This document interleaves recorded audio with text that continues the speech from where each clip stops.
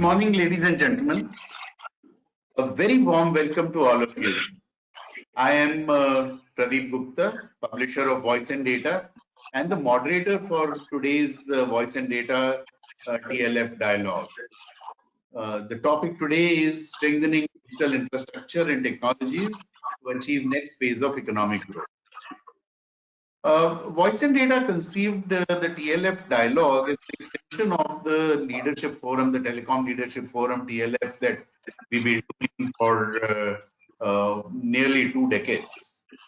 We thought that we will create this dialogue series to emphasize on the crucial aspects of the telecom industry at any given time. The industry that has transformed human lives, will alter business of enterprises and impact society at large.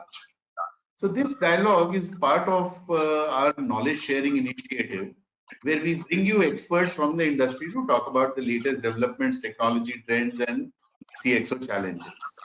It's aimed at capacity building through how-to sessions also, where we will be doing training programs and strategy sessions. Some logistics announcements. We have the feedback form right at the end. Audience are in the listen-only mode. However, you can ask whatever questions you have in the chat box. We will be sifting through the questions, and as moderator, I will be receiving the specific questions that you ask. We also have integrated some poll questions for the audience, so that we can have interactivity right throughout this dialogue. In today's session, we have with us 3 very, very distinguished guests from the telco ecosystem. First of all, I welcome Mr. Akhil Gupta, Vice Chairman of Bharti.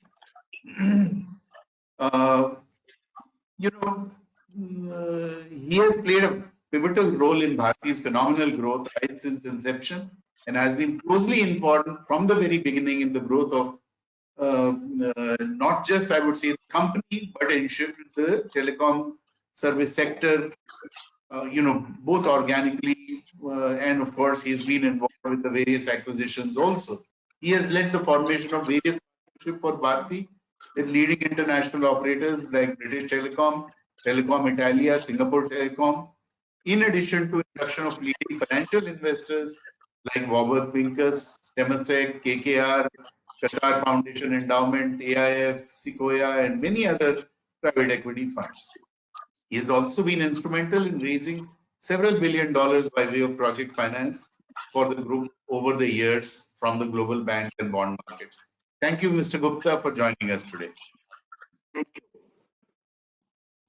Next, I would like to introduce Lieutenant General Dr. S.P. Kochhar, Director General of COAI, Cellular Operator Association of India. In 2013, General Kochhar retired as Signal Officer in Chief. He was head of the ICT wing of the Indian Army. He was responsible for planning, executing, and operating all telecom and IT networks of the Army. Prior to joining DG of COAI, he was also the CEO of the Telecom Sector Skill Council up till December 20. He holds a PhD and MTech from IIT, 2 MPhils, and has published a book and authored several articles. He is hallmarked by an out-of-box approach and innovative thinking. Thank you, General Dr. Kochhar, for joining us today. I also welcome Mr. Anjan Das, the Chief Policy Advocacy Officer of STL since 2020. He has been working with governments and industry associations to build a robust digital infrastructure for the next phase of economic growth. Prior to this, he was the Executive Director at CII. Thank you, Mr. Das, for joining us today. The world's digital connections are about to become broader and faster thanks to 5G. And this will provide a platform for every industry to boost productivity and innovation. So, let me start by asking certain questions on the demand side, on the user side. What do we, let me start with you, Akhil. What do we expect the demand to be? We know that, post-pandemic telecom requirement really shot up and will continue to shoot up with more and more applications coming on 5G and so on. So what, according to you, will be the few big use cases, and also will service pricing be an issue? Mr. Gupta. I think first and foremost, the use case to my mind is mobility itself. The fact remains, over time, at some point we felt 3G speed is decent, 4G was excellent, and now, of course, we are all yearning to have better speeds while on the move. So mobility itself is a big use case to my mind. The other very big use case for a country like India in particular is the fixed wireless broadband. Now, as you are aware, India, the digital communication policy talks of internet for all as broadband.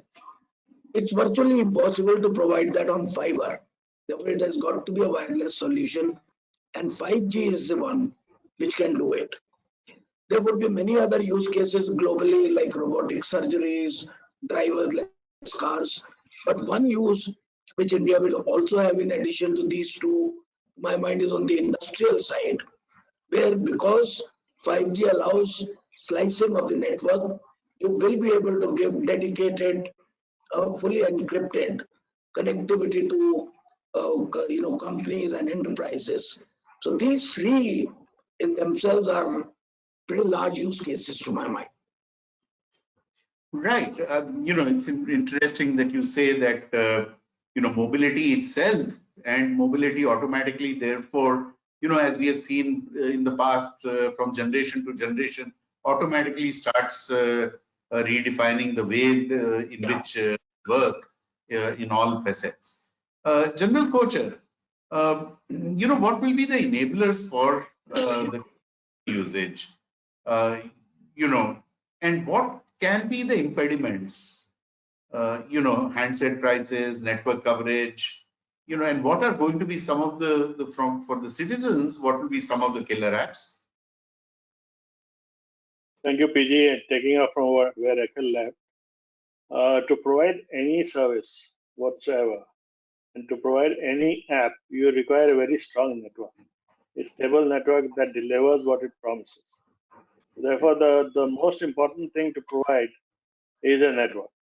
And if you're going into 5G, this becomes even more important because we are entering a different paradigm altogether. So far, up to 4G, it was mobility alone.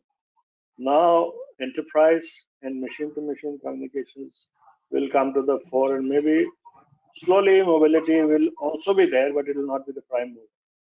So with that, I think the important thing is, the most important is, of course, network coverage with adequate amount of spectrum and adequate amount of fiberization, towerization. The next then comes is, what will it be used for? Akhil mentioned about mobility. Yes, initially it will be used for mobility till the time other apps come up.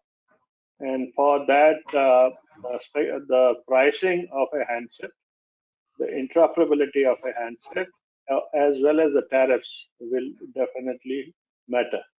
So if we are expecting the entire set of subscriber to shift from 4G to 5G, they are going to do it only if the pricing, the tariff pricing or the handset pricing is correct.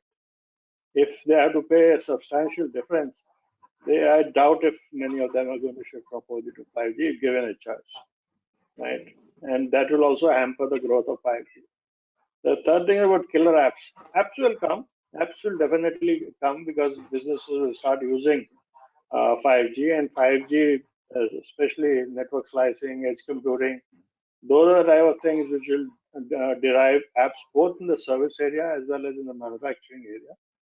And that we are seeing that slowly they are picking up world over, and India will be no exception. Maybe we will fast outpace the development of apps as Industry 4.0 rolls into India.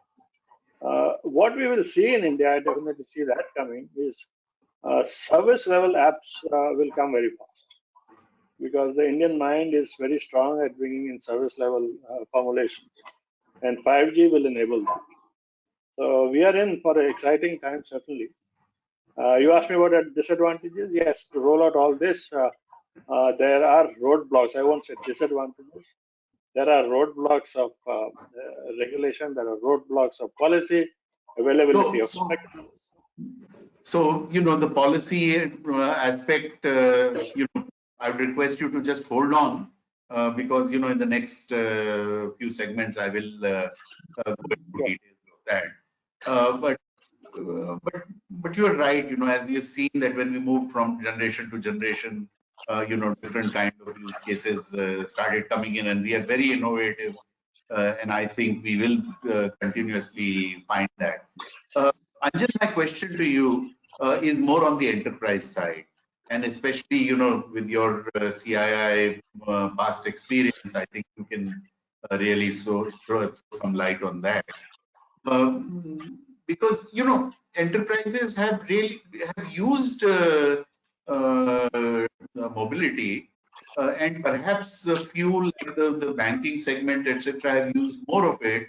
But by and large, let's say the manufacturing segment has used very little, and so on. So, what do you think with 5G happening will be some of the changes that will happen on the enterprise? Yeah, so I think 5G offers an incredible promise in three main areas for the enterprise.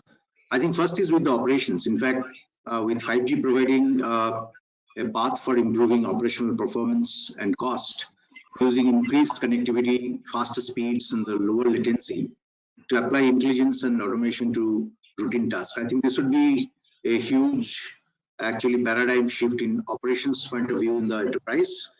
The second and the third would be more in the experience for the employees' perspective as well as for the customers' perspective. I think enhancing employees' ability to perform their jobs, be efficient, and remain safe while doing so is a key priority. Would be there. Customer experience point of view, I think this employee's experience can be actually elevated and creating new opportunities to delight in the amaze of the customer. So I think these three aspects would be hugely impacting in the enterprise sector. And also, I just would like to add here in the smart cities applications basically, and which would be enormous, and it is being visible even now. And the three pillars which are going to be critical for developing the smart cities, basically in the smart technologies, smart governance, and smart people. I think beyond developing a unified digital infrastructure reference architecture, I think for smart cities is already looking at developing a 5G inclusive ICT architecture. I think it holds huge promise for the enterprises and the smart cities. That's what I just wanted to mention. No, absolutely. You're right. The big society impact will come from these applications getting used in the 5G, in the smart city networks. Absolutely right on that. Can I now have a poll for the audience? So backend team, may I request you to put the first poll on? And this takes off from what General Saab you were talking about, that what are the impediments to the rollout of 5G in India? And by the way, multiple choices are allowed, so you can take more than one. Can we have delay in spectrum availability, backhaul infrastructure, lack of technologies, end user device prices, and tariffs. So, would request, you have 30 seconds to vote.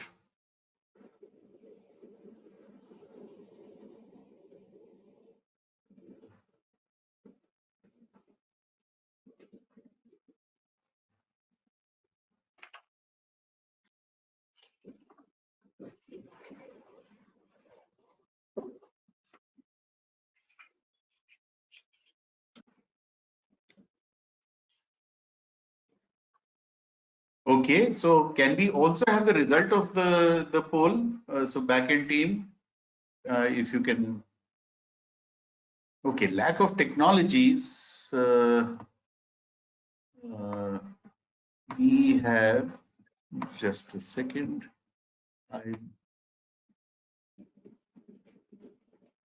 My screen is getting blocked by.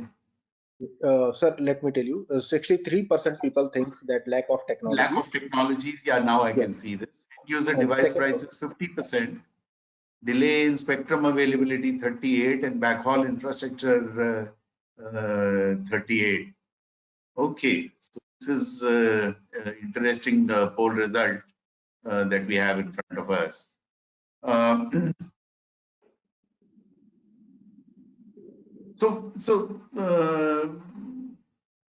You know, let's take each of these one by one.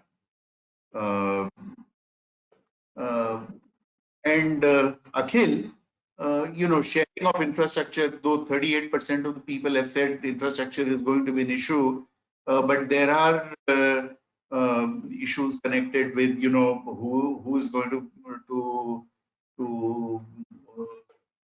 pay for the cost, and you know what will be the time to market and so on. Are we going to see, as we have seen in the tower infrastructures, and we had seen sharing, do we see similar sort of sharing of infrastructure? Is government and the private sector also part of that sharing of infrastructure, the way we have seen in NHAI and so on, in some other infrastructures that are now getting shared between the government and the private players? So what are your views on the sharing of infrastructure? Well, I think before I answer about sharing, unfortunately, I don't agree with the poll results because technology is available in plenty. So no concern on technology. And similarly, user device prices, obviously we have seen that as there is more demand, the device prices fall very quickly. So I wouldn't say that these are the two major impediments. The biggest impediment is the spectrum pricing because that would determine how deep you go into the country. We'll come to that separately. But lack of infrastructure is perhaps the biggest one because 5G will need, I think, much more than the current number of sites which we have, which is something about 600,000. We will have multiples of that required, of course, smaller cells. But if we want to take 5G all over the country, and I think that should be the aim, as has been enshrined in the digital communication policy, you'll need massive infrastructure. Small cells, you'll need fiber, and if you want a healthy industry, the need is sharing. And that is also given in the NDCP that sharing must be encouraged. We have seen the benefits of tower companies to the operators, the saving in capex, saving in opex. And for that sharing, I think the first and foremost requirement is that the scope of IP1s should be expanded to include some of the active elements, of course, and I'm underlining this with the provision that no IP1 should be ever allowed to offer service directly to the customer. They must only offer their services to the licensed operators. So as long as you can keep that as a safeguard, I think sharing is an absolute must. Otherwise, what you will see is every city being constantly dug up. If every operator was to put up his own infrastructure, you will find already cities are in chaos. We'll just add to that. No, absolutely. So, and Anjan, therefore, you know, what needs to be done in terms of then ensuring that we have this fiber connectivity? You know, are we ready for? Are we ready for it? You know, if we do not have adequate fiber connectivity, will it actually hamper the 5G rollout? You know, I just wanted to would also like your views on what do you think of the poll results? Yeah. Okay. So I just wanted to just take it from where Mr. Gupta has been talking about the biggest, you know, kind of impediment or possibly the hurdle is going to be the digital infrastructure. I mean, of course, these statistics are all known. I mean, comparable regimes like US and China have over 80% of their towers fiberized. In India's experience is basically, just the other side of 30 to 35%. And for 5G, we need 100% of the towers needs to be fiberized. So from another perspective, if we see US has installed over 400 million kilometer of fiber for less than 1/3 of the population, and China has over 1 billion kilometer of fiber. So India is almost 1/10 of China as a fiber kilometer is concerned. So these are basic gaps, I should say, that when you are actually looking for 5G rollout and where we are at this moment. Optical fiber network connectivity, I think it has to be established to thousands of small cells at the base stations. This is a huge task for network operators, since the number of base stations required in 5G are much higher compared to conventional LTE 4G networks. Hence, I think what needs to be done is regulatory mandate and overall policies giving push for enabling more fiberization is the only way forward, I see. The requisite impetus is needed to have pro-fiberization policies. I think such steps may help in provisioning of the dense fiber networks also without any duplication of efforts. So that is what basically my points at this moment. Thank you. Just Kochhar, again, your view, do you agree with the poll results? And now, may I request you to talk about, that what are the challenges in terms of the permissions that are required for rollout of networks and so on? Yeah, thank you, PG. I tend to agree with what Akhil said, and as far as the poll results are concerned. As far as your question is concerned, I would like to place that in similar buckets but named differently. One is enable the rollout of infrastructure, and that would include fiscal by giving a correct pricing for spectrum, and by laying down enforceable policies for ROW. That is, as far as enabling is concerned, linked to fiscal as well as policies. I'm glad to say that the government has taken some measures to improve the policy part. We are awaiting better responses on the pricing part, which will enable the operators then to roll out their networks. Now, in the rollout, there is a bucket which needs to be looked at, and that is operationalizing the policies. While for example, the ROW policy exists, but it exists only on paper, really speaking. It has not been followed by all the states in letter and spirit. Our federal structure is partly responsible for that. Telecom, though a central subject, the ancillaries which go with telecom are not central, and they devolve down to municipalities also, where municipalities may not even listen to the state governments. So we are in the process of seeing that this becomes uniform, and this becomes enabled by technology. So we have insisted to the government that the bottom-up approach for setting up portals should be done with automatic escalation, so that at least what can be implemented uniformly across the country should be done. We simultaneously are meeting the top hierarchy. For example, last week I met the Deputy CM of Maharashtra, and I was glad to note that he echoes what we are saying, that without fiberization at a reasonable price, the telecom infrastructure is not going to improve, and he understands that without telecom infrastructure, the industry is not going to perform as efficiently as it should. So these are things which are happening. Government is also trying to force it down. The telecom secretary has started a new initiative. He is now getting into a conference with all the IT secretaries of all states and trying to emphasize on them that what they are doing is short-sighted. They're trying to milk out whatever maximum revenue they can get out of telecom, not realizing that they're doing a damage to the industrial outputs, which will which will give them much more revenue than what they can get out of telecom. So these are the things which have to be looked at, and gladly they are being looked at. And the industry as well as the government is now working shoulder to shoulder, and we agree on most points. The point which we have to see how it comes out is the spectrum pricing. That is important. And second to that is that even if the fiber becomes very easy to roll out, there will be areas where fiber will not be able to reach. And if we have to go by NBCP, there is a necessity that excess spectrum and backhaul spectrum should be bundled. So there is no bunching up at the radio stations. And in areas which are inaccessible or where fiber can't reach so easily, or it is not cost effective to take fiber, there's a requirement of ENV bands and space put together so that the reach becomes uniform and universal. No. So, you talked about right of way. And, I mean, this has been around now for years.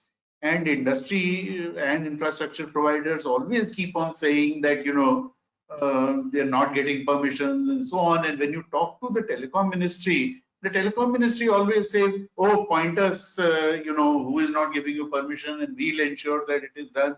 Now, the entire framework is there and so on. Where exactly is the gap here? I mean, this question is open to all of you. Anyone. Let me try to answer this before the others pitch in. I told you the federal nature of the Indian government. The telecom ministry can only lay down core telecom rates as something which is enforceable. For all other issues, it falls in the state jurisdiction, and within the state, some of them go on to the municipality, to the local level governance. And you'll be surprised that the deputy chief minister himself was unable to find a simple answer as to how can he force the local government to look at this positively from a national point of view, because they see this as one of the major revenue sources. And their contention is, how are we going to run our local governance without this resource? Right. So we have asked the government that this should go out as a directive from the cabinet, or it should be brought within the ambit of the Telegraph Act so that it is enforceable. Government is now trying to cajole, central government is trying to cajole the state government. And with that cajoling, a lot of success has been achieved. 23 states have the policies which are aligned to the central government.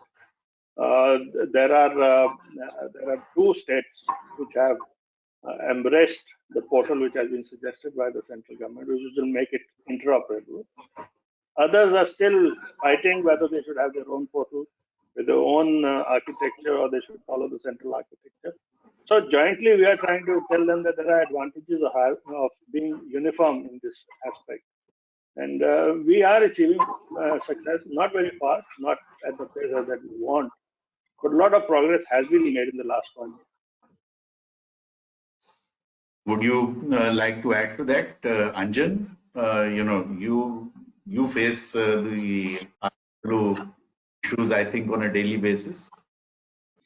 Yeah, I mean, so there is a policy in place. Of course, I think it's more than 5 years, and we are actually struggling to get it implemented by the states in a uniform manner. Maybe I think Maharashtra. I think General Kochhar was talking about Maharashtra. I think Maharashtra is one of the states who have done some good, considerable progress in aligning, or streamlining the whole state machineries and the local bodies and the authorities to work in single platform through portal and faceless, the end-to-end of the permissions and things like that.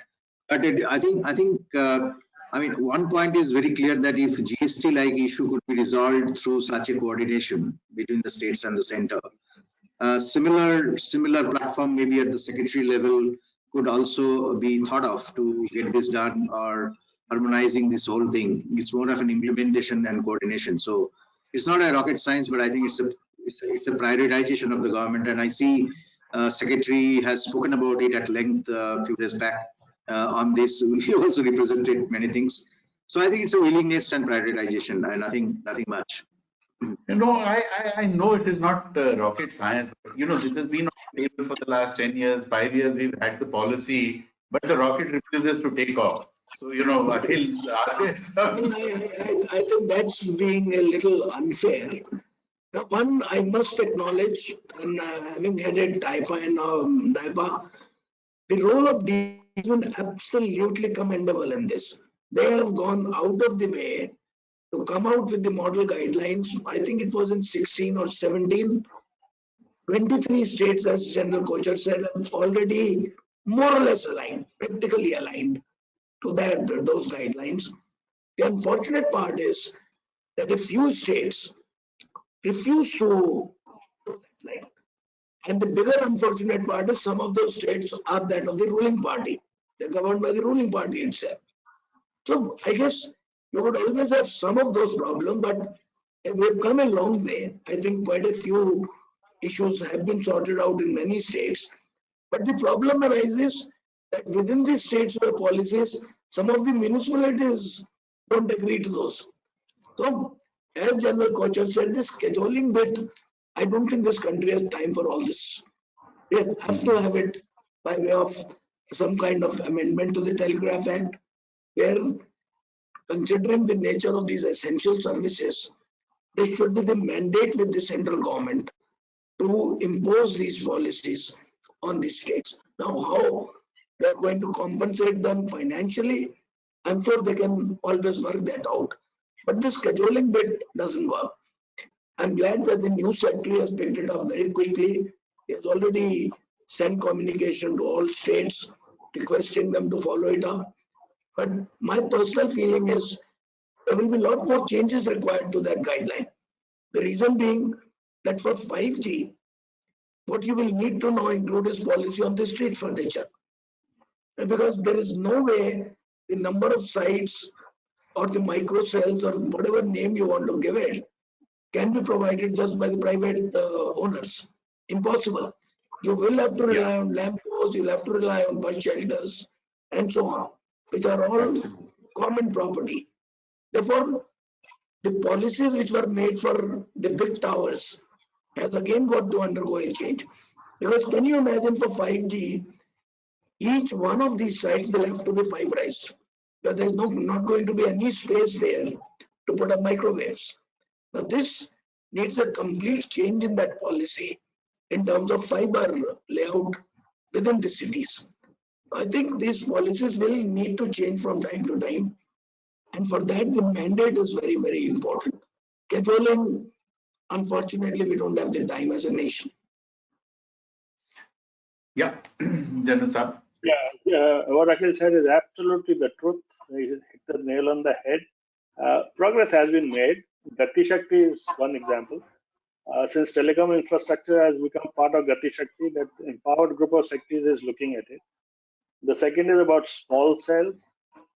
As we talk now, there is consultation going on in TRI, and they have come out with a consultation paper on small cells. So policy will come out on that. What we are also insisting with state governments and with the central government, that for trenching also, they should have differential rates. They can't have open trench rate for a deep trench, a narrow trench, a underground boring. They can't have the same type of rates, which they understand. But because of pressures from the local bodies, it is becoming unimplementable.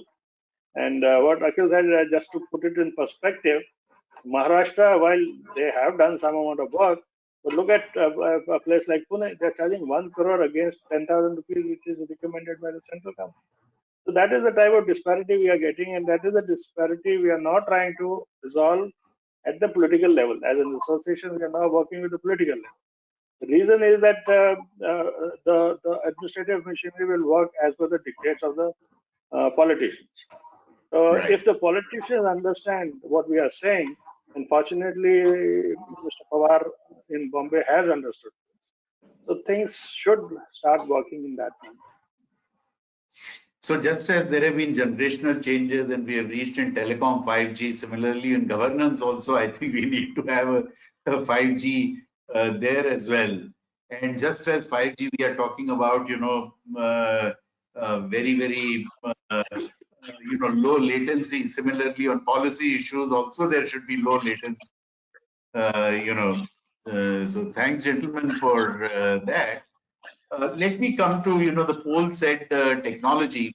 By the way, I'm also surprised about the very high percentage which was there for technology. But, let's talk about what kind of technology challenges could possibly be there. Anjan, let me start with you.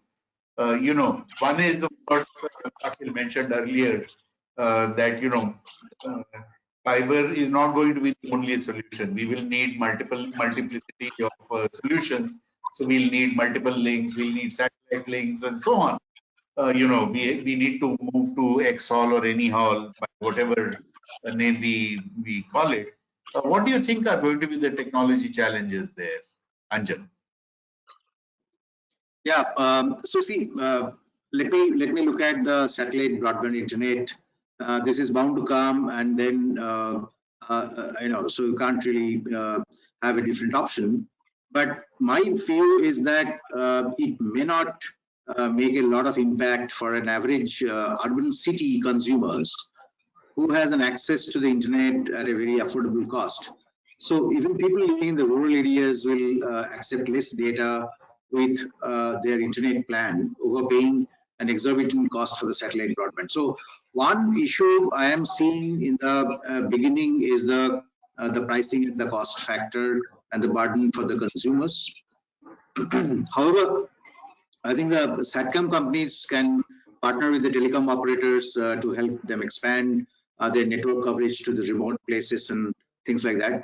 SATCOM companies can also help the terrestrial network service providers with reaching out to rural areas faster and much lesser cost, and which is already happening OneWeb and Starlink also coming and all that.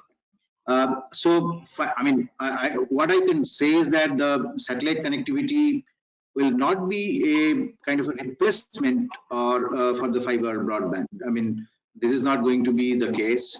So I think the optical fiber communication and the satellite communication are leading technologies and possibly can coexist, but have their advantages and the limitations with their advantages and the limitations. But I think if we can combine them together, possibly both can do wonders.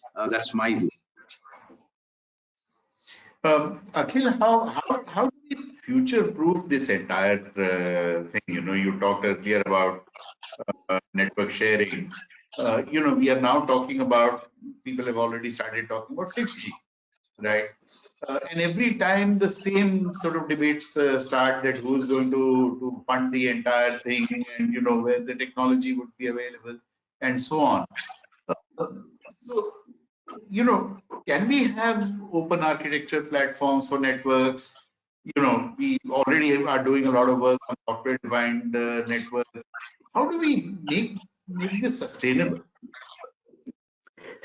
Well, let me, before I answer that, PJ, with your permission, let me just make one comment about the satellite connectivity. Like Anjan rightly said, I don't think in the foreseeable future, satellite is not going to be a competitor to the terrestrial networks. Absolutely not. And at OneWeb, we are doing this LEO satellite constellation. I know that for sure. There is no way it can compete with terrestrial networks, but it can be hugely complementary. In what ways? Number one, the backhaul. I mean, wherever it is exorbitant to lay down the fiber, but you can put up a mobile network, the backhaul can be on satellite. Then there will be many places where the density is so bad that you would not find it feasible to put up a mobile network. Their satellite can provide the broadband connectivity.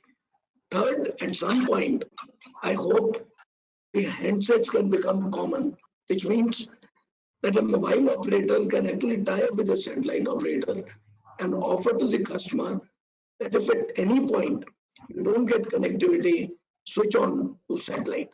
So it can be completely complementary. Coming to a question on 5G and 6G, the networks need to evolve to become software based. And that is happening. Open RAN, single RAN are examples of that.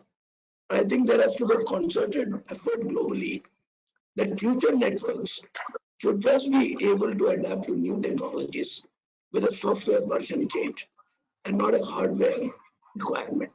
But there are forces on both sides, vested interests. It's going to take a concerted effort. Yeah, that is true. But but with these various generations coming in, at 5G, we did have a chance to play a major role in sort of, developing the technology, setting the standards, be part of that entire thing. We were slow off the block. Okay, and yes, I know the tremendous efforts which were done subsequently, and IIT Madras was very much involved and so on. But do you see the same kind of thing happening with the 6G rollout, which is going to be there, where we'll again be? Is this the time for us to actually get involved in that? General Saab, your views? Thanks, PG. As far as your comment that India was slow off the block, I would respectfully disagree. It may not have been wise for India to get into R&D and start developing models and then implement them. We cannot afford that sort of a thing. It is always better that some amount of maturity of the technology is achieved, and thereafter countries like us start implementing that. As far as 5G is concerned, so we are not late.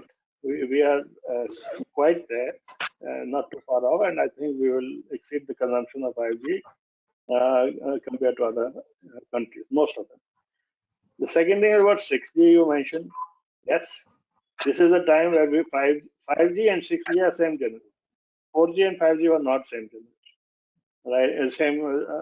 Same. I would say it's not the same technology. 5G will upgrade to 6G. The more something like what 3G did to 4G. Now here we have already started, and the government has constituted a group which is aimed at bringing out 6G in the time frame that international bodies are looking at, which is 10 years. So the government and industry and academia are part of that group. Where one meeting has already been held last month. We are part of it as an industry body, and government is laying a lot of emphasis on developing models, developing standards. So that should take us to the as a forerunner in 6G technology. Now with both these technologies, since we have now shifted from man-to-man communication, human being to human being communication, to more or less enterprise and machine-to-machine communication, the security challenges are immense. Okay, the every element which gets connected to the network is an attack vector. Okay, whether it's one small sensor or a human being, it is an attack vector. And the second thing is most of these networks and most of the names that Akhil mentioned are software-defined pieces of network equipment. So all the effects and all the vulnerabilities of software accrue on these networks. Now to control this software, we have AI. And if that AI gets corrupted, it's also a software after all. Then what happens? So we have to have another layer of AI on top of this to see that things are in order. So it's a complex thing. Then 5G, is the strength of 5G is flexibility and adaptability. If we have to secure this network, we have to build a cybersecurity regime which is also equally adaptable and flexible. Otherwise, we will not be able to provide the type of security that is required. And which leads to the question that the cybersecurity for new generation of network has to be organic. It has to grow from grassroots level upwards along with the elements, network elements. It cannot be an overlay like we were doing up to 4G. It just cannot be. So that work has to start. It has not yet started. World over, it has not yet started. But people have started recognizing this. And this is where India can be at the front. because we have brain who are software experts, and we've been developing software, cybersecurity software, which is standalone. So why can't we switch to this type of a role where organic software for 5G can build, which is equally adaptable and flexible? And from the procedural point of view, it is important to understand the government has taken a step forward by saying that trusted sources and mandatory testing. Now, for that to be effective, then all elements on the network have to be treated in a similar policy framework. You can't have, for example, say pawn equipment, which is coming onto the telecom networks through TSPs, is subjected to all these checks. But anything which is coming out of retail stores like Amazon, etc., is not subjected. After all, they are all going to reside on the same network, and the vulnerabilities of one, unless secured 360 degrees, will come onto the network. So these are procedural issues that the government has to look at. We are emphasizing that they have no answers to what we say. They are trying to grapple with it. Hopefully, some amendments will be made. Right, but what you're basically saying that we leverage on our strength of software and therefore work on, the software-defined networks and security layer. Those are the ones where we can actually play a very, very solid role. But yeah, Akhil, I was going to ask you. No, I think just on that other point about the development and research, my belief is that philanthropy, customer satisfaction, and research and development can only be done by and for an industry which is financially not only stable but thriving. And therefore, if we want all these things to happen in India, whether by the operators or the manufacturers, the telecom industry will have to be financially very stable, profitable. People know they will be, as an industry, be able to invest money in the products that they produce.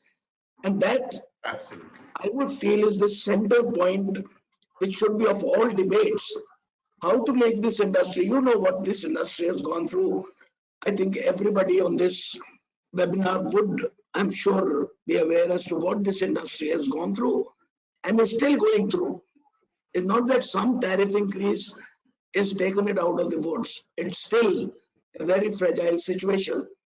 And therefore, a centerpiece of any of the debates which we are having, India becoming a leader, leading from the front, 5G and 6G, we lead on the software development and so on. Let's first ensure that the telecom industry in India is financially very, very solid. That is a burning need of this industry for many tributaries to start flowing. Absolutely. I completely agree with you. This is another thing which has been on the table, for the last 2 decades, that how do we ensure that the industry is robust? Because, if it is a robust industry, then it will be able to infrastructure investments, R&D investments, all of those things become something which are, indeed, now with this 5G spectrum and option round the corner, I think let's debate that in the next round. But before I go on to the next round, I would like to take another poll. And can we have the second poll? The question is, who has taken the global lead in 5G rollout? And the choices are USA, China, EU, India, any other. Backend team, I don't want the poll results to be coming out immediately. You can just gather the poll results, and then after that, when I tell you to share the results, that is the time you should share the results with me, because we are going to have the discussion now on the issue that Akhil had raised about, how do we make the industry into a robust industry. So, gentlemen, the attendees, ladies and gentlemen, you have another 15 seconds to answer this question, and we will see the answers of this in another 10 minutes or so.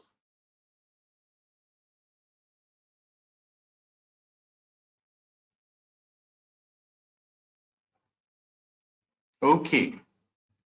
So, yeah, carrying on the discussion, and Akhil, let me start off with you. What do you think? Are we, as far as the 5G spectrum is concerned, as far as the dates for that are concerned, we were talking about, still not clear, are we talking about July, are we talking about September next year? And what are the investors looking for this kind of the investments which now will need to be made in 5G? Let me start with the second part of your question first, which is the investors, because obviously if 5G or anything has to be successful, you need investments, right? Now, whether it's the existing investor, new investors, well, investors always look for only one thing. They want financial stability and they want return on their equity and the return on the capital employed. For that, you need stable policies. And if you look at it in the context of India, one big policy which I think we need to take the bull by the horn is a complete protection from predatory pricing going forward. Because in today's time, when on the side industries, on the OTT industries, a lot of free money is available, the temptation to go for another round of predatory pricing is very strong. And I think we will all, including the government, have to learn the lesson of the past and make sure that if you want stability of financial strength in this industry, which is absolutely necessary for development of 5G or 6G or 7G, you need to make sure that there is no more predatory pricing in this industry. That and who's the watchdog for that? Looking for. Sorry? Who would be the watchdog for that? Competition Commission? It could be, I don't care, it could be Competition Commission, could be DRA, it could be anybody. It has to be some regulator. So put it on somebody's head. Today, the Competition Commission basically feels that their only job is to protect the consumer, that they are not overcharged. I think that mindset has to change. Because at the end, the consumer pays either for bad quality or non-availability of new technologies. Therefore, it has got to be a mind shift that the service providers have got to also be taken care of. And I'm saying on a completely non-discriminatory basis, nobody should be allowed to do predatory pricing. On the spectrum, well, let me invite everybody's attention to NDCP, the Digital Communication Policy. There is a very important statement there which says that the government's intention from telecom is not to maximize revenue, but to provide broadband to everybody across the country. I think, as I said earlier, everybody will agree the only way we can provide broadband to everybody in the country and provide them connectivity to internet is through wireless. There is no way you will wire up all the houses in this country. 5G is the best option for that if you really want good speed internet.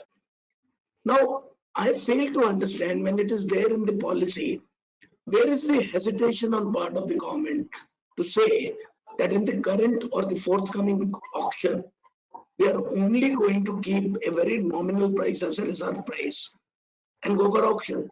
If there is very heavy demand, price will automatically go up. There's going to be an auction. If not, please put a condition in any case that there is a very stringent rollout obligation, because what you don't want and what I would not want is 5G confined to some main cities and become the play tools of the rich and wealthy. It must go deep into the country. So instead of picking up too much money on spectrum, government must allow operators to spend on the networks and force them to spend on the networks. That's what I feel is the need. General Sahab, your views on the predatory pricing as well as lower reserve price for auction.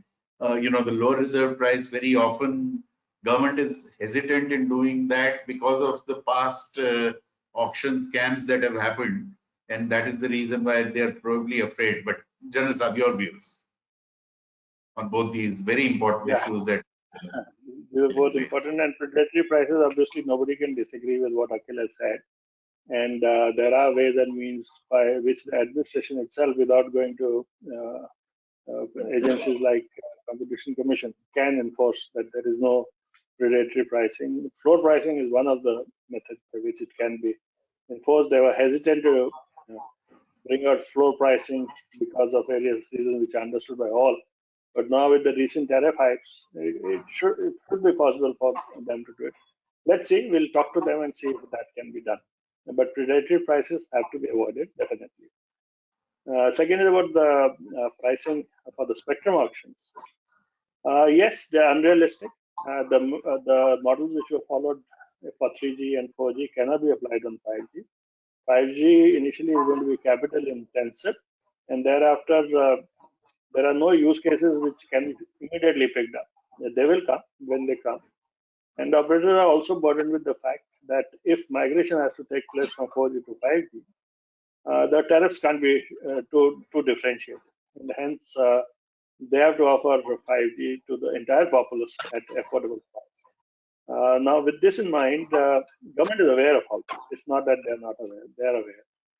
They were, like you rightly said, that they were worried about the Supreme Court judgment interpreted in the manner in which it has been. But please understand, the government has taken major steps in these reforms. And if you see what is happening in the environment in the light of these reforms, a reference has been made by DoT back to start for the pricing part. Now that has come out as a consultation paper, and we are supposed to submit replies to that by end of this month. And they are not extending the time, which means they are in a hurry. So the battle indicators, and when a soldier reads the battle indicators, there are indications, but which may absolutely be wrong. That's how battles are won and lost. Battle indicators, what I see is that the pricing will fall. Pricing will fall, and method will be found out without going into contempt of court. They can do that, and they will do that. And I think we should have a better pricing model than what we are having, substantially better pricing model than what we are having at this point of time. Okay, government's intent is very clear. They want to improve liquidity. The short-term improvement of liquidity they've already done through the reforms, 4 to 6 years. What after 4 to 6 years? So that is also worrying them, and they are looking at this both from the strategic point of view as well as tactical point of view. The pricing should be dropped, and I think they will also be enablers. They will bundle up the excess spectrum and the backhaul spectrum, as I see it. And they are increasingly asking our opinion on this, which was not the case earlier, but now we are being asked, and we are responding to that. There are 3 consultation papers which are going on at this point of time. One is spectrum pricing, second is taking broadband to the villages, and third is small cell. What does it indicate? It very clearly indicates that government is in a hurry to implement 5G, and therefore, and they want to do it, like Akhil said, across the country, not in isolated pockets. And I think the option of spectrum should come by middle of next year, so that by August some rollouts start taking place. That's my viewpoint. Judging the situation. So I really hope your battle indicators are correct, and from a sound business principle, it should be, it should be a lower price. But then comes the political. I mean, you need to have that political will to be able to take that sort of decision, and I hope that the current regime would be able to take that kind of a strong But PG, I sort of think on political that decision. point, I must point out the political will has been already declared in the policy. So why do you need to stroke it again and again? A telecom policy or a digital communication policy has been approved by the Union Cabinet of this country. Why should anybody revisit it again and again? It's already a decision given. Yeah, that is Don't true. seem true. But what will happen is that, you know, somebody will, tomorrow a CAG will again come and say that, you know, It's a wrong case. The case you're pointing out is there was no auction. It was that first come, first serve and all that kind of jazz. correct, No correct, correct. auction. Here there's an auction. We're not giving it to anybody. If it's an auction and it starts from a low price, if it deserves a higher rate, it will go up. That's where it is. It's a completely different case. No room for CAG to step in, I feel. I'll endorse what Akhil is saying. Now, if you look at it, when we asked for floor prices as an association, and we were unanimous in asking, all three of us, they said that let the market forces decide. Let the market forces decide what the pricing is going to be. So we will not fix a floor price. Why can't do the same rationale apply to auction prices of spectrum? So it's not that they don't want to do it. It is just that who will bell the cat. Like it's a CYA action, and I suppose I hope it happens. I hope it happens because, you know, again, going back to Akhil's point, which he had made earlier, that you need a robust industry, and this is a big, big cost, you know, for, I surely hope some. I tell you, since it's a very Sense interactive session, my worry is if this 49,000 crores for 100 megahertz come down to 30,000 crores and 20 years goes to 30, it's not good enough. I mean, this could be seen as a reduction, but the fact is it's not good enough. Bring it down to a very, very basic level so that people can invest a lot of money in the next. That is something which this country needs for future. Right. Okay, let me move on to another point now. And let me talk about the BharatNet, where again, you know, the government has been talking about the PPP model. You know, we have had some very successful PPP models elsewhere also. So, Anjan, what would be your views on? Yeah, so as you said rightly, PG, is that PPP model has been successful in many cases, and also we have seen in some of the flagship infrastructure projects rollout of the government, like NHAI and highways as well as the power. I think last 25 years we have seen that there is an evolution of the whole model. You know, it started with the PPP, and then of course it has gone back to government funded. Am I audible? Yeah, you are audible, but I'm getting some background sound. So yeah, there's some noise somewhere. Yeah. So may I request the backend team to just check what is the background sound coming from? Yeah. So please, Anjan, go ahead. Yeah, so we have seen also the evolution of different infrastructure projects modeling of financing and PPP versus government-led funding and things like that.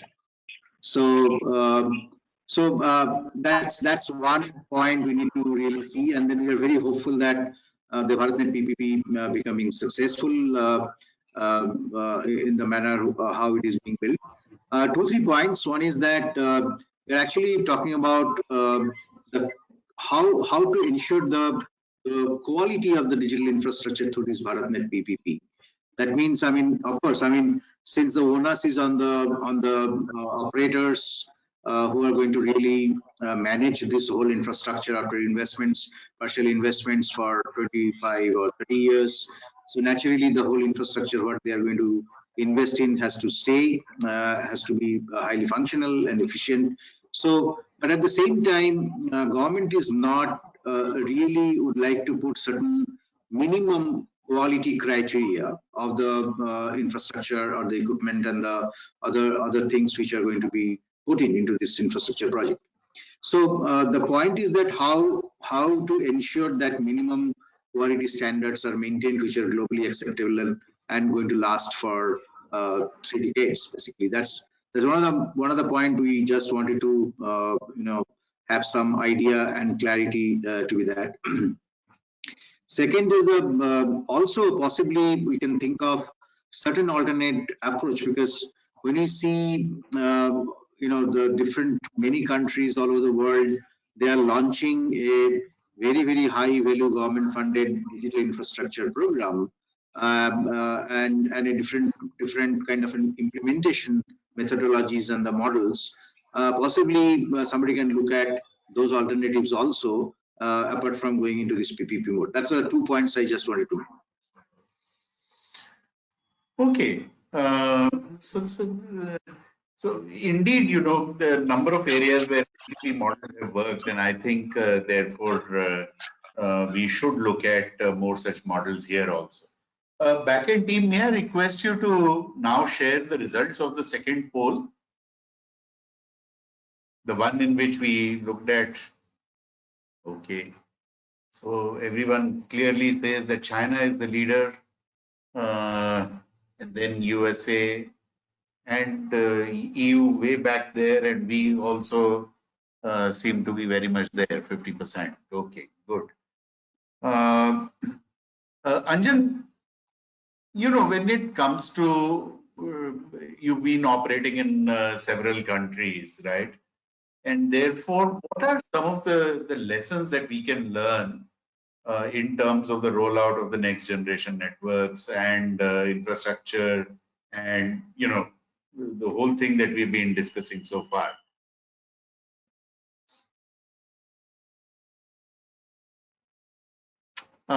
You need to unmute yourself. I'm sorry. Yeah. So I want to bring in 2 examples, one from UK and another from Australia. UK's OpenReach model and Australia's NBN model. Both are very innovative, which can be thought of with dedicated funds allocation from the government and a separate entity to operate and maintain the network from end to end, which can increase the pace of digitization in India also. But then I'm saying that can be well explored, these two models.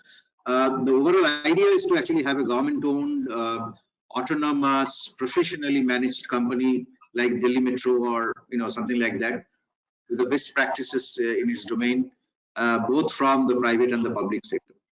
It would also execute and operate and maintain projects funded by dedicated pool of funds, specially meant for this purpose only, and other organizations, and earn revenue by leasing out their assets. So it's kind of a single implementation authority with a monopoly to roll out all the infrastructure with a uniform quality, and things like that, and then monetization of the assets by different players who can utilize that.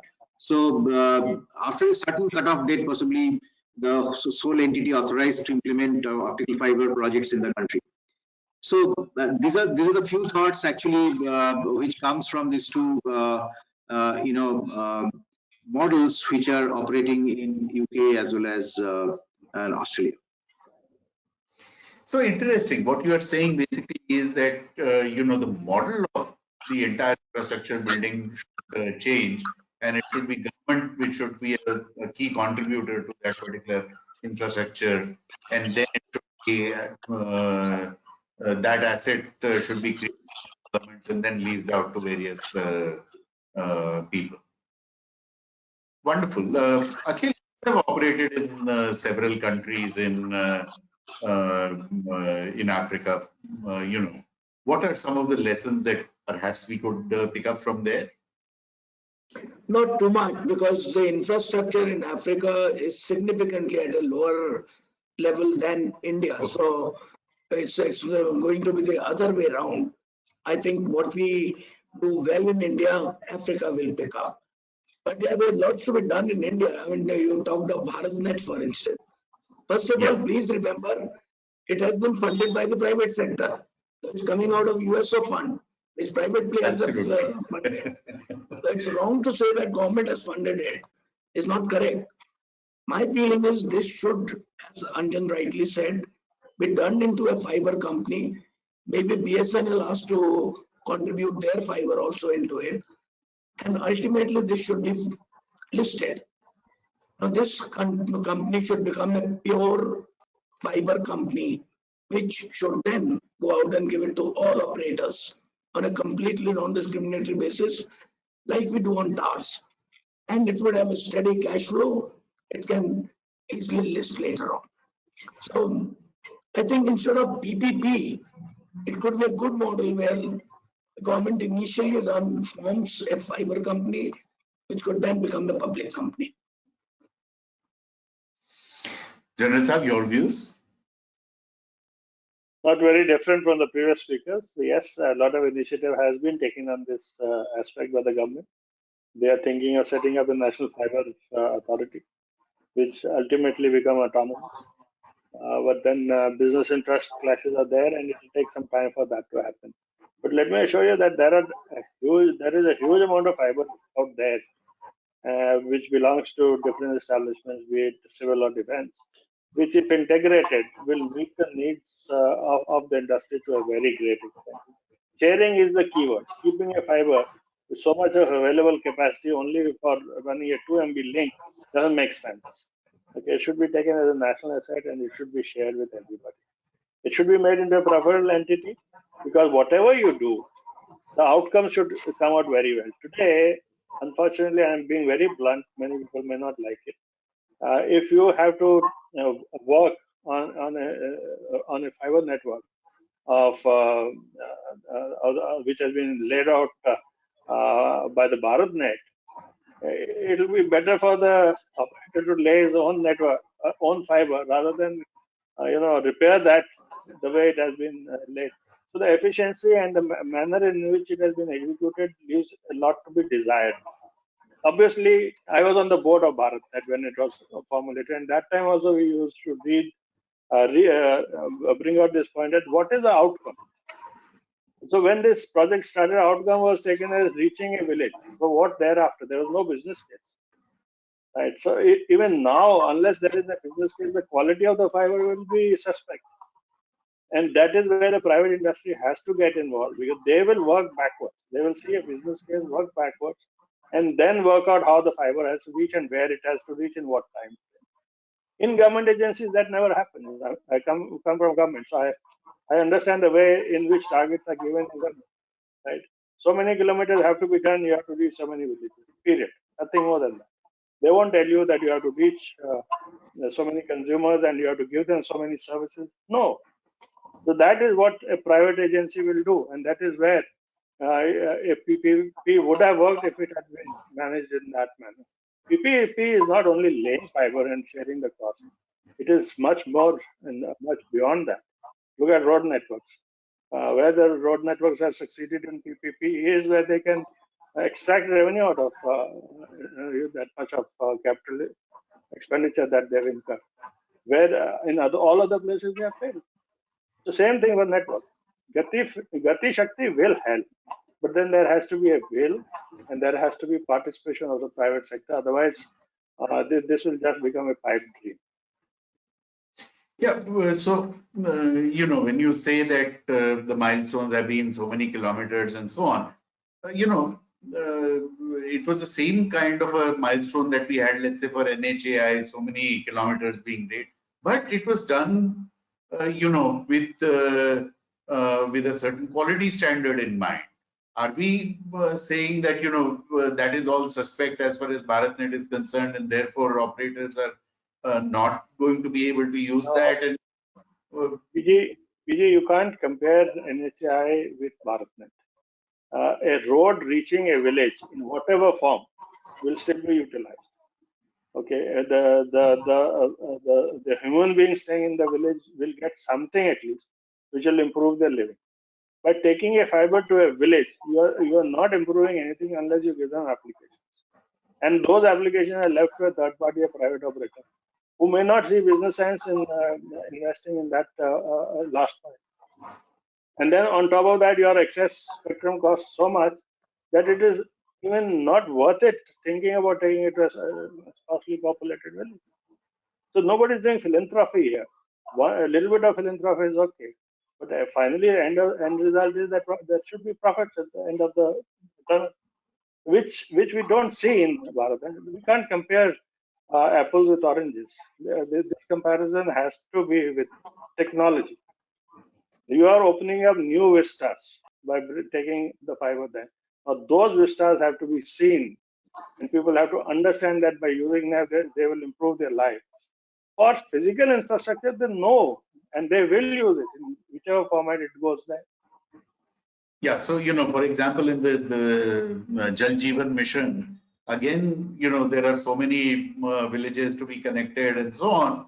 But there again, it is not just the number of taps that you are putting in, but the water actually flowing through that. Anjan, what do you feel about the BharatNet quality and how actually that infrastructure could possibly be shared? So as I said, I think I mean what I mean said, finally we have seen many such programs, and the projects what General Kochhar has been talking rightly is that what is finally is impacting on the ground. Now it is all good plan and the model development and all that is reaching out to the villages or certain particular point and all that ends the project objective. I think it was never upfront has been put that these are the impact that these projects have to bring in the sense in the education sector, because no government department is also aligned to this particular. I think this thing we are expecting that alignment may happen, but I think generally we see that any integration and alignment of different ministries and the government is a challenge here. So, but the digital infrastructure by itself cannot be an infrastructure project, rather than it is riding on the conventional infrastructure projects, and that's how we can possibly bring down all the duplication and the waste of money. In the sense, if highways are there is a design, the fiber as well as the duct right design upfront. I mean we can go anywhere in this country through that project itself, roadways and the Prime Minister's Gram Sadak Yojana and all that. So where we are not utilized those infrastructure with a little bit of addendum on the putting the digital infrastructure upfront. So I think this is very, very important, and Gati Shakti may be a right directions toward this path. Hopefully will be efficiently done. And right. secondly, I think the quality aspects of it has to be seen, so that we don't put something which is not going to really last more than 10 years, and then we are expecting that to monetize after 30 years. Okay. General Saab had also talked about, that we have the defense network, we have the railway, Railtel, and so on. Anjan, what have been the challenges? Because again, that has been on the table. I don't know. For a decade, we've been talking about those networks as well. Yeah, so we have been also, looking at the, let's say, for example, the borders, the roads along the borders, basically, that how, and we are seeing that our neighboring countries in different points, how they are actually developing their whole digital infrastructure across the border. Now, I think this integration of thoughts of digital infrastructure in sensitive as well as the civilian aspects of it, I think not being thought in one platform, and which is very important, and we are missing out in that sense. So for example, I can also talk about, for example, the, let's say, building constructions, and we have been talking about any new building coming up, there has to be a minimum level of hybridization happen at the license giving or the permission giving time as well. But this is also not happening. So I think these are the small things we are missing out, which can happen with possibly integration than another planning of by itself. Okay. Let me move on to another of the Prime Minister's pet words currently, which is Atmanirbhar Bharat. Yeah, can I add one sentence to what Anjan said? Yes. The telecom services should be declared as a utility. many other things will fall in place. Today, people talk of it as a utility, but officially it is not a utility. I know, but I think you would remember we had done a seminar on this being declared as a utility almost about, I think, 4.5 years back.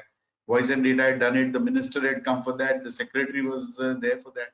But unfortunately, I mean, we have these great thoughts, but somehow those are not getting converted into action, and that is where I come to my Atmanirbhar question to all of you.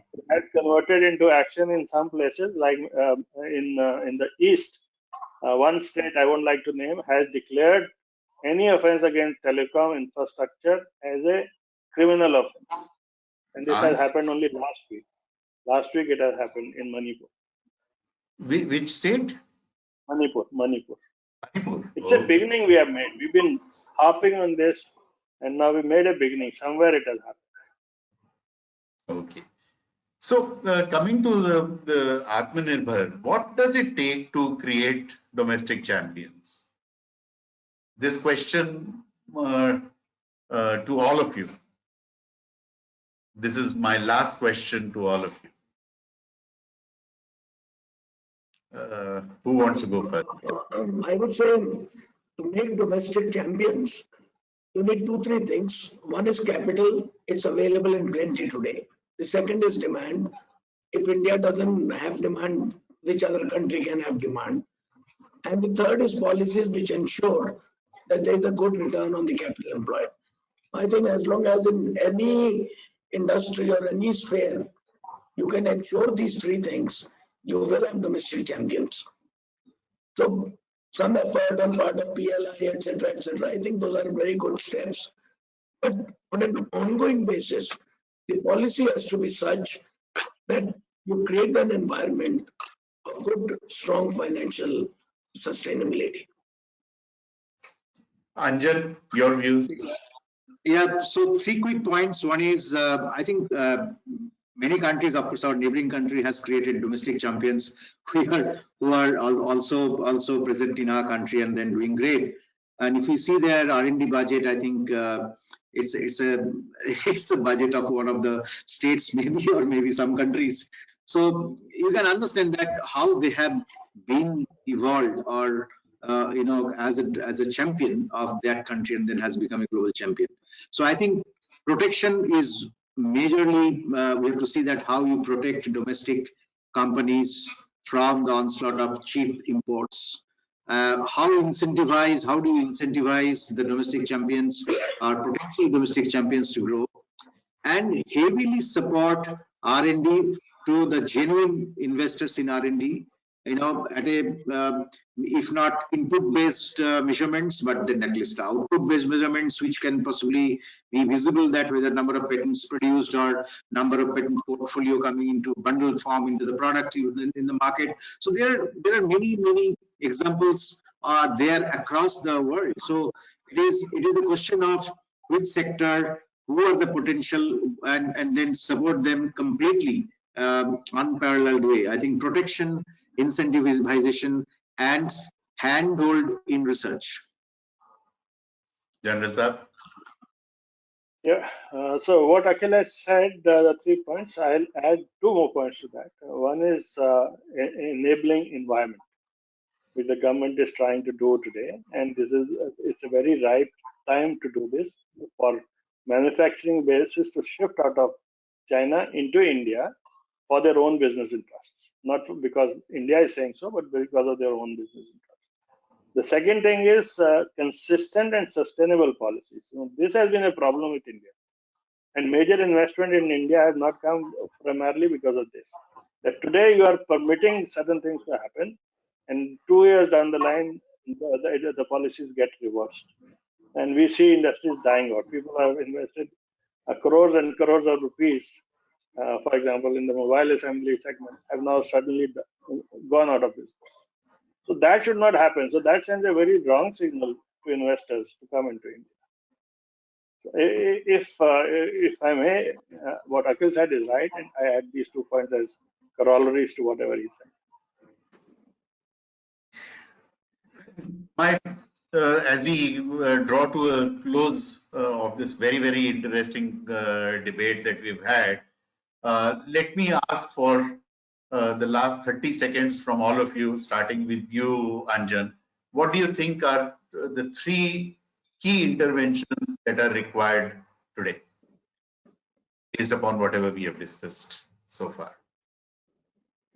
Okay, 3 interventions. I think digital infrastructure as the topmost priority to the policymakers. I think which is there but not there, whether integral to the other infrastructure or otherwise. But we have seen also should have opened our all eyes that this is the most important thing that any government should do, and we are seeing across the world that they are pledging fund, they are committing, prioritizing. So priority of digital infrastructure rollout as the fastest possible speed. I mean that's number 1. Right. Yeah. Number two, that no compromise on the quality aspects while putting this investments and digital infrastructure. So no compromise on quality and the safety and the the security aspects, which I'm sure that government is taking and all that. But then, of course, that is the second point. And third one, which to be seeded right now for a long-term investments in terms of creating domestic champions, which was the last point. I think if we are not thinking now, the next 1 decade, if we cannot create global champions, yeah, I think we'll be always in the lagging mode. Okay, great. So infrastructure, quality, and sorry, I missed your last point. But global champions. Yeah, champions. General Saab, 3 points. Yeah. So those are good points that were brought out by Anjan. I would like to say that reduce the financial burden and enable the industry financially to do what it has to do. Second, in the same light is we should have light touch regulation. It should become lighter than what it is now, so that the industry has flexibility in operation and achieve the goals set by the government in broad terms and by the company in specific terms to the best of their ability.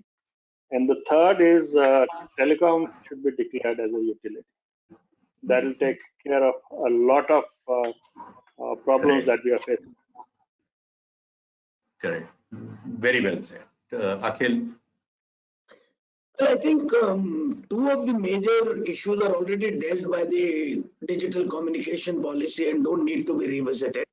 Like I first said, the main aim should be taking internet to everybody on a broadband. So broadband internet for everyone, and not profit maximization or revenue maximization for the government. So we already discussed it about the spectrum price. The second aspect which NDCP very elaborately deals with is what Anjan said, the digital infrastructure and sharing of that digital infrastructure. Yeah. We have had debate around that in terms of need for ROW policy, not just for the macro infrastructure, fiber, towers, but the street furniture going forward. Work is going on that. One aspect which I don't recollect specifically dealt with in the NDCP, but needs to be addressed upfront, is the financial sustainability of this sector. Because if that is not addressed, anything else which we can talk of can be just a nice paper talk and a drawing room discussion. It will never result into what this country really needs, which is broadband for all. Yes, absolutely. Broadband for all. And that's and we will put together these suggestions of what we have discussed today, and we'll send a position paper on that to all of you as well as to the other stakeholders, including the government. With that, gentlemen, I come to the end of today's very, very interactive session, I must say. You walked us through demand side, the infrastructure, technology challenges, PPP, governance, many issues were discussed by us here. Thank you, Sterlite Technologies, STL, for being the partners for the Voice and Data TLF dialogue. We promise that we will be coming out with, one dialogue every month to ensure that we look at the points that are current and can take, and can share that with the audience. So on behalf of CyberMedia and Voice and Data, I would like to thank all the participants who have joined us today. This will be available as a video on demand on the Voice and Data YouTube channel. We will share that link with all the participants. So with that, I would like to call it a day. There is a feedback form. I suggest if the participants can fill that feedback form, so that we can actually incorporate that and improve our dialogue series in the future. So signing off, this is Pradeep Gupta, your host for today's dialogue. Stay home, stay safe, keep reading Voice and Data. And please fill the feedback form. Thank you very much. Thank you very much to all the three speakers. Thank you, Anjan. Thank you, General Kochhar. Thank you, Akhil. Thank you. Pleasure. Thanks. Thank you very much.